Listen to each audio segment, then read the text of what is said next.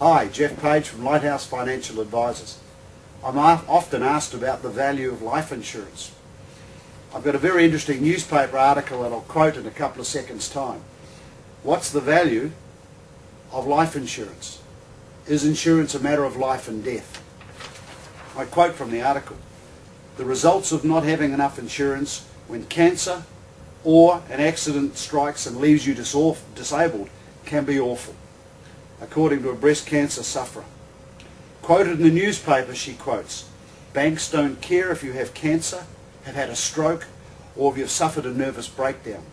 If you don't honour your obligations, then they will request a full repayment of the loan.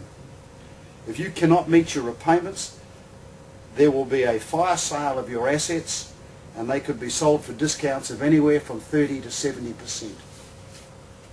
You know, what are the chances of your house getting burnt down? 200 to 1. The chances of your house being burgled?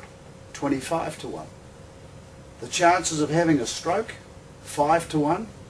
The chances of heart disease? 4 to 1. Cancer? 3 to 1.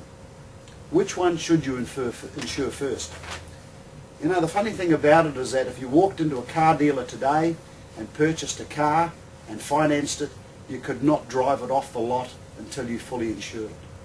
And yet you can walk into any bank today, and providing you meet the criteria, borrow anything from $300,000 to $500,000, and you don't have to insure it. New Zealand is one of the most underinsured nations in the world. Why is that? The majority of people in New Zealand are either underinsured, have no insurance, or they're paying far too much for the cover they have. Reason?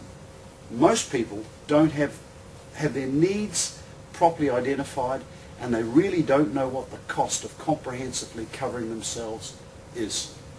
Thank you.